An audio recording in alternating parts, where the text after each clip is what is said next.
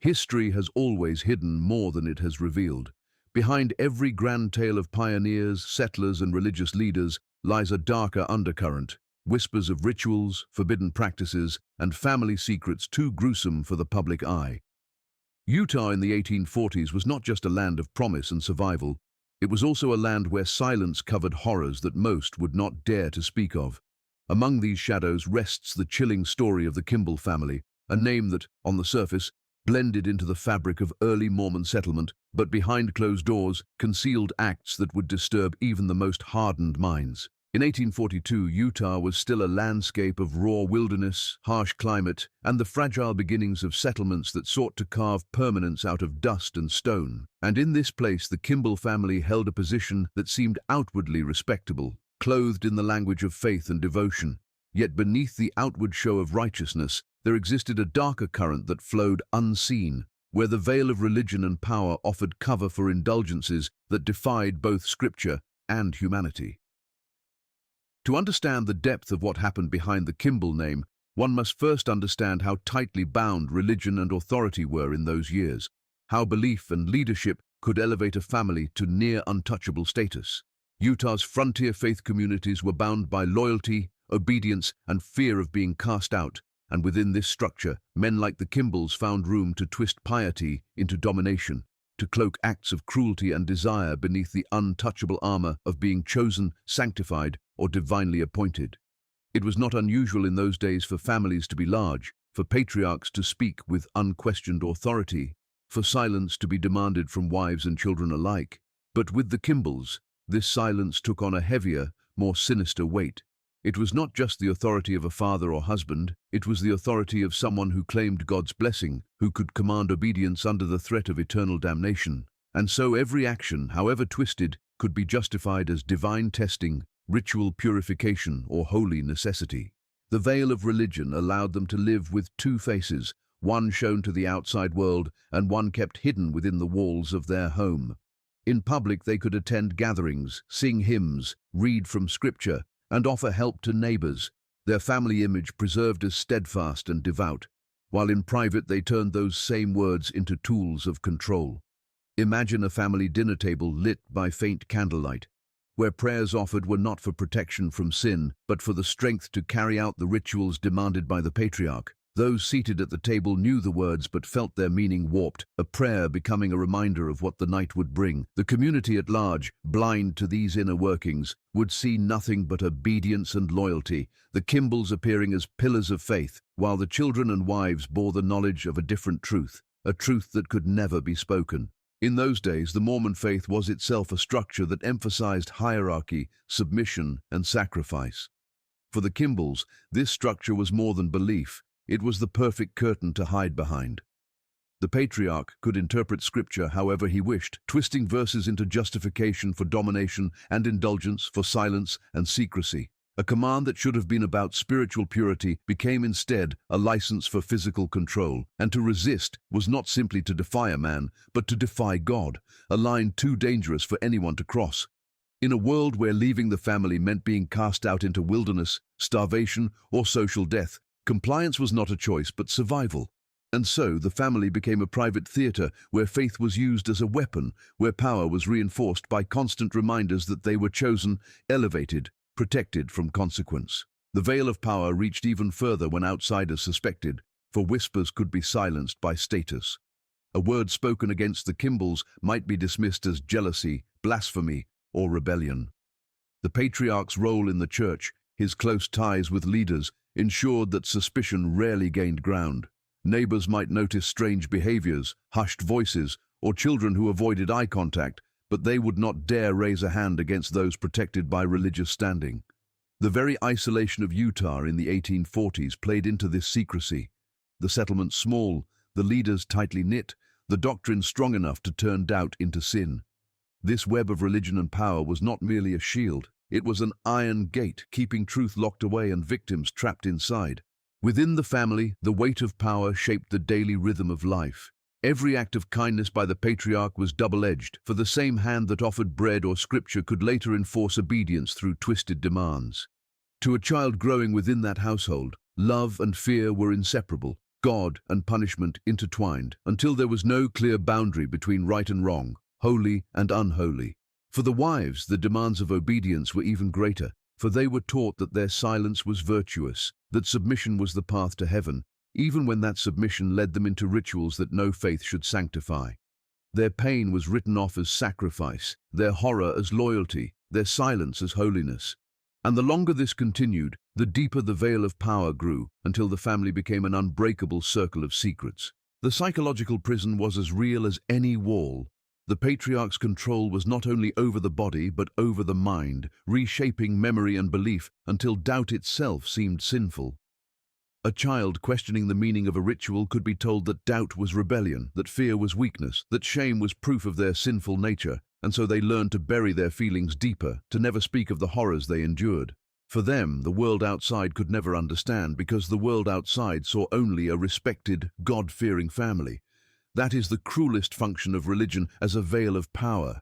It does not only hide from the community, it hides from the victims themselves, blinding them to the possibility that what they suffered was unnatural, unspeakable, horrific. Through this veil, the Kimball family thrived, their name untarnished in public memory for decades, their legacy shielded from scrutiny by the very faith that should have condemned them. Only whispers survived, fragments of journals, tales passed down like warnings, too fractured to destroy the public image but enough to leave an uneasy shadow over their story. And within those shadows lies the truth of how religion and power can entwine to create a perfect mask, a mask behind which the most horrific practices can flourish unseen, justified not by desire alone, but by the claim of divine authority that makes resistance unthinkable. The notion of ritual has always held power over human imagination, drawing strength from repetition, secrecy, and the belief that an action performed with sacred intent carries a meaning beyond the ordinary. But in the case of the Kimball family in 1842 Utah, ritual became something far darker, a distorted performance that cloaked depravity beneath the guise of holiness. The word ritual itself suggested something binding, something set apart from daily life, and for the Kimballs it provided the perfect language to veil practices that could never be spoken of in daylight. What may have begun as gestures of obedience, symbolic acts meant to reinforce faith and unity, transformed over time into elaborate and terrifying ceremonies in which the boundaries between worship and violation dissolved. To those inside the family, every movement, every word, every breath was steeped in ritualistic gravity, giving their suffering the illusion of necessity, as though what was being done to them was part of a divine plan, too sacred and too terrifying to question. The structure of these rituals often mirrored the familiar cadence of religious observances, which made them harder to resist and harder to expose. A hymn could begin in the same manner as it did in church gatherings, but instead of leading to worship, it descended into something far more sinister. A prayer uttered by the patriarch did not ask for blessing, but rather demanded submission, and in the small candlelit rooms of their home, rituals unfolded that blended fragments of scripture with grotesque improvisation. Children, barely old enough to understand the meaning of the words, were taught that these acts were sacred, that to resist was to invite God's wrath, that the pain or fear they felt was a mark of their weakness, not of the cruelty inflicted upon them. By turning these practices into rituals, the patriarch stripped them of ordinary context and elevated them into something untouchable, something beyond reproach, a twisted liturgy that carved itself into the minds of his family. These distorted rituals carried with them a rhythm, a repetition that made them inescapable. The victims knew when the time was approaching, when a gathering was called, when a scripture was opened, when candles were lit in a certain way, when doors were locked and silence demanded. Each sign became a trigger of dread, yet outwardly it could have been mistaken for nothing more than an act of faith. That is what gave the Kimball family's practices their horrifying strength. The way they mirrored religious tradition closely enough to appear righteous while twisting its core into something monstrous. It was not chaos but order, not secrecy alone, but performance, and that made it all the more binding. The patriarch could demand not only obedience but reverence, demanding that his victims not only endure but participate, forcing them to recite words, to sing hymns, to play roles within the ritual, leaving them complicit in their own suffering. The rituals also reinforced hierarchy. The patriarch was always at the center, his authority never questioned, his voice echoing as though he spoke with divine sanction. Around him, wives and children were arranged in positions of submission, their actions dictated, their movements choreographed, as though they were actors in a drama written by someone who claimed the right to shape both their bodies and their souls. The sense of hierarchy was not accidental. It reinforced the idea that resistance was impossible, that order itself demanded obedience, that their suffering was part of something larger. In such a system, individuality vanished, swallowed by the ritual, until each person was no longer a self, but a role, a body to be used, a vessel for what the patriarch declared holy. For those who endured these rituals, time itself became distorted. Memories blurred together, because each ritual resembled the one before, each night of fear melting into another, until it became impossible to tell where one ended and the next began. This repetition eroded their sense of reality, making it harder to believe that any other life could exist, any other truth could be real. The rituals became their world, and because that world was framed as sacred, escape felt not only impossible but sinful. Even in fleeting moments of doubt, when a wife or child might feel the stirrings of rebellion, the weight of ritual crushed it, reminding them that to question was to risk damnation, that to speak out was to betray God, family, and faith. The horror of these distorted rituals was not only in their physical acts but in the psychological chains they forged. By wrapping violence and violation in the clothing of ritual, the Kimballs transformed suffering into something eternal, something with meaning beyond the human. Pain was redefined as sacrifice, silence as virtue, obedience as the highest calling. This inversion of values created a labyrinth in which every path led back to submission, every doubt to guilt, every scream to silence. Victims did not merely endure abuse. They were taught to sanctify it, to see it as holy, to accept it as their role in the great unseen battle between sin and salvation. To the outside world, these rituals left little trace. Neighbors who visited might see a family gathered in prayer, a hymn sung softly, a Bible open on a table, and think nothing of it. The appearance was ordinary, even admirable, and yet the reality within those walls was entirely different. That duality was the power of the ritual. It existed in plain sight, yet remained invisible, protected by the very forms that made it look pious. Only those trapped inside could know its true meaning, and even they struggled to believe their own memories, questioning whether what they experienced was evil or simply the demands of a faith they could not escape. Over time, the rituals deepened, growing more elaborate, more demanding, more consuming. Each one pushed the boundaries further, normalizing what had once seemed unbearable until there was no act too extreme to be framed as sacred, no violation too grotesque to be hidden behind the language of faith. For the Kimball family, ritual was not a path to God, but a descent into darkness. A descent made all the more terrifying because it was carried out not in defiance of religion, but in its name, cloaking horror in holiness and binding its victims in a prison from which there was no door, no light, no escape. The story of the Kimball family cannot be told without examining the way horror was not confined to a single moment, but was instead stretched across generations, woven into the fabric of their lives like a curse that refused to die. Generational trauma is a shadow that does not vanish when the original act is complete. It lingers, reshaping the minds of those who lived through it and echoing through their children and grandchildren, carrying scars that may never be visible but are always present. Within the Kimball household, the practices masked as devotion were not only acts of immediate violation, but seeds planted in the minds of the young, seeds that grew into twisted understandings of love, obedience, and family.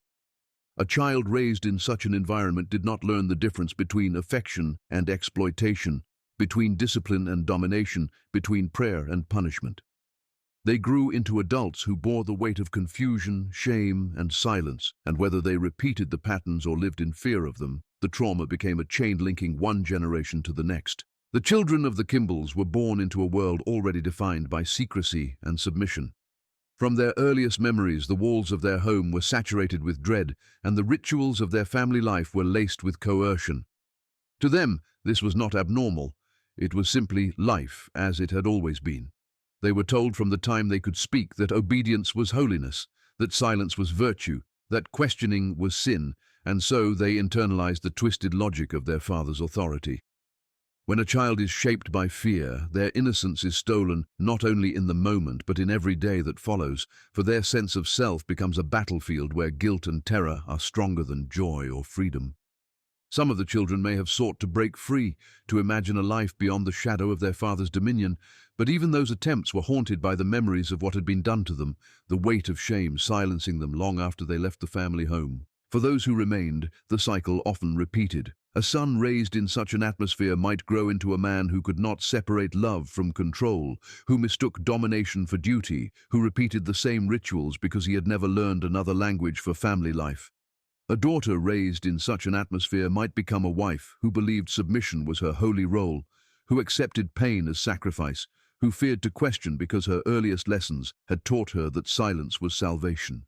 In this way, trauma became inheritance, passed down not as property or wealth, but as twisted beliefs and scars carved into the psyche.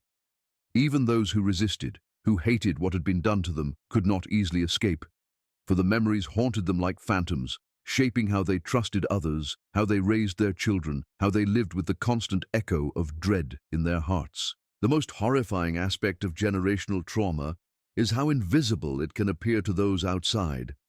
Neighbors might look at the Kimball family and see children who seemed obedient, wives who seemed faithful, a household that seemed tightly bound by religious devotion.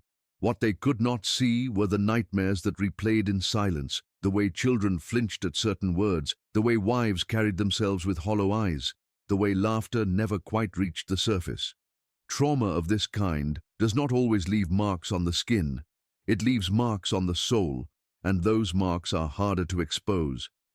Each generation learned to hide, to cover the truth with forced smiles and hymns sung just a little too loudly, hoping the sound would drown out the echoes of what happened when the doors were closed. Over time, the cycle fed itself. The patriarch's authority was reinforced by the silence of those around him, and the silence of those around him was enforced by the trauma he created. Children grew into adults who did not speak, adults who feared to confess what they had endured, and in that silence, the practices were allowed to continue, their roots spreading deeper into the family's legacy. What was once a single man's twisted power became a family curse, one that ensnared everyone born into its grasp. The land of Utah in 1842 was a place of isolation, and that isolation only magnified the curse. There were no outsiders to intervene, no institutions strong enough to protect the vulnerable, no voices loud enough to drown out the patriarch's control. The wilderness itself seemed to conspire with the silence, keeping the family cut off from any hope of rescue. Even when the patriarch's reign ended, whether through death or decline, the trauma he created did not end with him. The children he scarred carried their memories like chains, and those memories shaped the lives they built afterward. Some became harsh themselves, repeating what they knew, while others became shadows, haunted by fear and shame, unable to trust, unable to love without suspicion, unable to escape the constant dread that their own children might suffer as they had. In this way, the Kimball legacy was not only written in the past but projected into the future, each new generation living under the weight of what had been done decades before. Generational trauma is the cruelest inheritance because it offers no choice, no consent. The Kimball children did not choose the horrors that defined their upbringing, yet they bore the burden of them for the rest of their lives. Their children, in turn, grew up in households where silence, fear, and obedience were second nature, where stories were never told but were felt in every glance, every hesitation, every unspoken rule. Trauma became the language of the family, passed down in silence, carried in blood, until the original acts were buried in history, but their effects continued to ripple outward. The most chilling part of this legacy is how ordinary it could appear to the outside world. A family scarred for generations might still look like any other, might still gather at church, might still share meals, might still bow their heads in prayer. Yet behind the outward image lay a history of pain that never ended, pain that shaped every gesture, every relationship, every unspoken word. This is the true horror of the Kimball family's practices, that they did not end with the original victims but spread across time, binding generation after generation in a cycle of silence and fear that no hymn could wash away, no scripture could redeem, and no passing of years could erase. In the story of the Kimball family, the silence that surrounded their home was not just the absence of sound but a deliberate construction, a wall as strong as stone that kept the outside world from ever knowing the truth. Secrecy became the foundation upon which their darkest acts were built, and fear became the mortar that held it together. In Utah of 1842, life was harsh and unforgiving, and to be cast out of a community could mean starvation, death, or worse, so families were bound tightly not only by faith but by the fear of what would happen if they disobeyed. For the Kimballs, this fear was amplified within the home, where the patriarch's word was law, and where silence was demanded with the same intensity as prayer. Every child, every wife, every person under his roof knew that to speak of what happened behind closed doors was to invite punishment beyond comprehension, and so the family's secrets lived on in whispered thoughts, in unspoken glances, in memories that could never be shared. The silence was not simply maintained through threats of punishment, but through manipulation of the soul itself. The patriarch cloaked his authority in the language of holiness, making resistance not just a crime against him, but against God. To question the rituals, to resist his commands, was framed as an act of blasphemy, a rebellion that could lead to eternal damnation. This spiritual weapon was more powerful than any lash or chain, for it chained the mind itself, convincing victims that their silence was not only necessary, but righteous. In such an environment, fear was transformed into devotion, and submission became a twisted form of faith. Even when pain tore through their bodies, or when terror gripped their hearts, the family members were told that their suffering was holy, that their silence was proof of their virtue, and that to speak was to betray not only the family, but the divine. The threat of shame also hung heavy over them, for in such a tightly bound religious community, reputation was everything. A whisper against the Kimballs could destroy their standing, but it could also destroy the life of the one who spoke it. A wife who dared to reveal the truth risked being labeled mad, sinful, or possessed by the devil, while a child who spoke might be dismissed as rebellious or deceitful. This fear of being disbelieved was a prison as strong as any locked door. The patriarch understood this and cultivated it carefully, teaching his family that no one would ever believe them, that their words would be twisted against them, that they would be the ones punished if they dared to confess.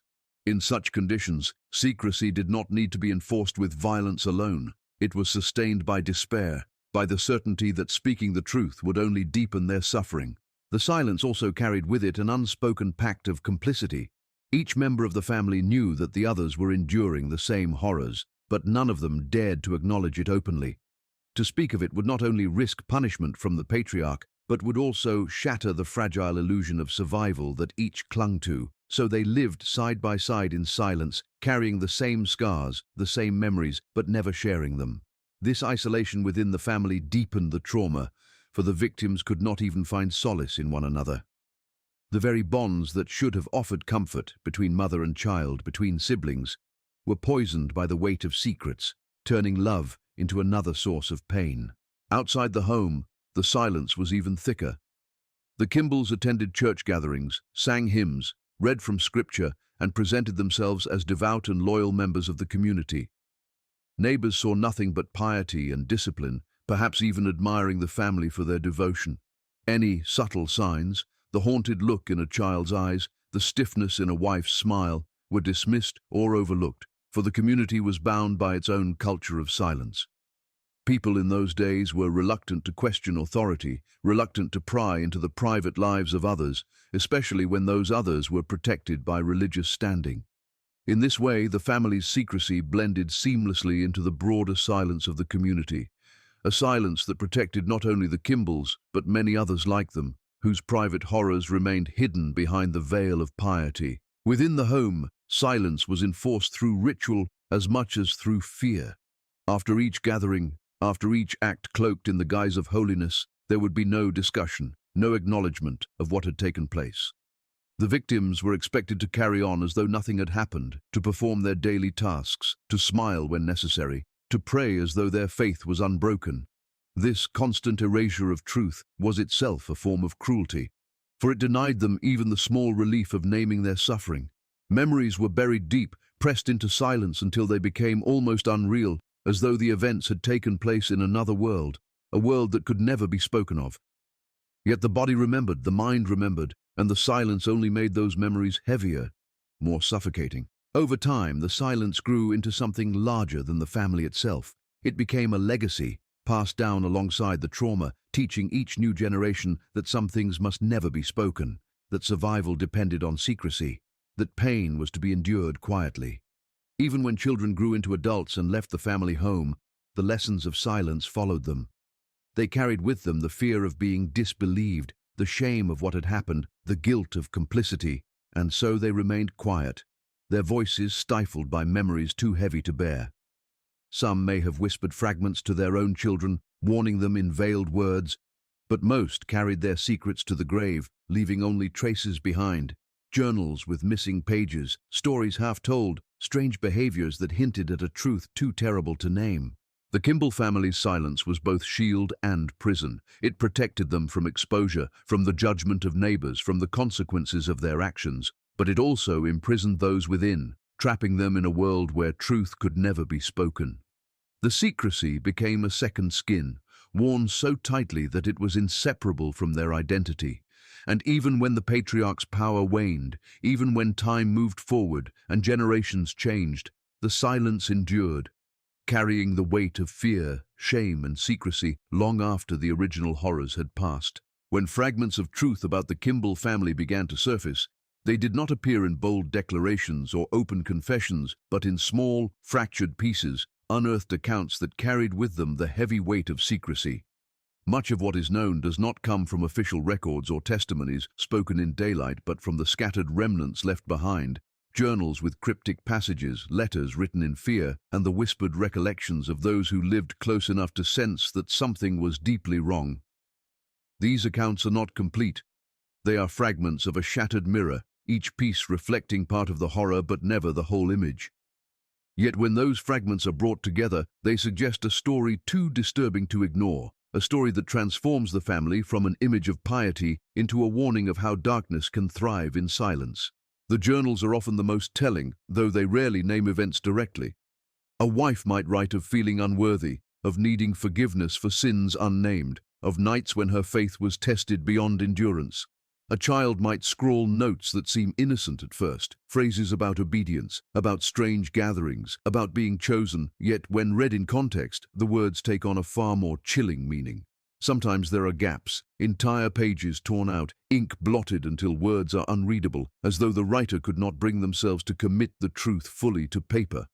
These gaps, these silences in the record, speak louder than any written word, suggesting that what was endured was too terrible to be captured plainly. Letters, too, hold fragments of the truth. A distant relative might mention in passing that the Kimball children seemed withdrawn, that the wives seemed haunted, that there was something unsettling about the family's manner. Neighbors might write of hearing strange sounds in the night, of hymns sung at unusual hours, of gatherings that felt more secretive than spiritual. None of these accounts by themselves prove anything, but together they weave a picture of unease, of whispers that grew louder over time, of a community that sensed the weight of something unspoken but could not, or would not, bring it into the open. Fear of retribution, fear of disbelief, fear of shattering the fragile order of their settlement kept these whispers from becoming accusations, and so they lived on only in hushed tones and half-written notes. Some of the most haunting accounts come not from words but from memories passed down, fragments of oral history that slipped through the cracks of silence. A descendant might recall a grandmother who never spoke of her childhood, who flinched at hymns sung too loudly, who carried a sadness that seemed bottomless. A story told in fragments at the edge of a firelight, a warning passed down without explanation, a phrase repeated in half-sleep. All of these became part of the unearthed accounts, carrying with them echoes of the trauma that official history never recorded. These memories may be distorted by time, but their persistence speaks of something that refused to fade, a truth too heavy to vanish even when silence tried to bury it. The accounts also include darker traces, rumors of sickness that spread through the family, of children who wasted away, of graves dug quietly and quickly. Death records from that period are incomplete, and the harshness of frontier life often claimed lives early. Yet the pattern in the Kimball household seemed different, too frequent, too shadowed by secrecy. Some journals mention illnesses without symptoms, fevers that struck suddenly, children who disappeared from the record without explanation. These absences stand like voids in the historical record, voids that suggest lives cut short and stories left unfinished, whether by neglect, by despair, or by something more sinister, these disappearances add another layer to the unearthed accounts, another piece of the puzzle that hints at horrors unspoken. Even when outsiders dared to question, the answers they received were wrapped in piety. The Kimballs could quote scripture, offer prayers, and frame every act as a test of faith. Any accusation could be turned back on the accuser, painted as jealousy, rebellion, or sin. This ability to twist suspicion into further proof of righteousness was part of what allowed the family's secrets to survive so long. Yet despite these defenses, small cracks remained. A neighbor might note that children never played freely, that laughter was rare, that the wives seemed more like shadows than living women. These observations were never enough to spark action, but they were remembered, carried forward in private conversations, passed down as part of the uneasy legacy that clung to the Kimball name. In later years, long after the patriarch's shadow had faded, more direct accounts began to surface, spoken by descendants who pieced together what had been hidden. They told of memories half suppressed, of rituals glimpsed in childhood that haunted their dreams, of stories overheard in whispers that were too terrifying to confront. These accounts, though scattered and incomplete, revealed patterns too consistent to dismiss. They spoke of fear that pervaded every corner of the household, of rituals that blurred the line between worship and abuse, of silence that crushed every attempt to resist. Each voice added another fragment to the picture, another piece of evidence that the family's history was far darker than the image they had presented to the world. What makes these unearthed accounts so powerful is not just their content, but their persistence. Despite the efforts to silence, to erase, to bury, the truth refused to stay hidden. It survived in gaps on a page, in whispers carried through generations, in the haunted eyes of those who had endured. It is through these fragments that we begin to glimpse the full horror of what the Kimball family concealed, a horror that could not be destroyed by silence because it was etched too deeply into memory, too deeply into the lives of those who lived through it, leaving behind a legacy that continues to echo whenever their story is unearthed.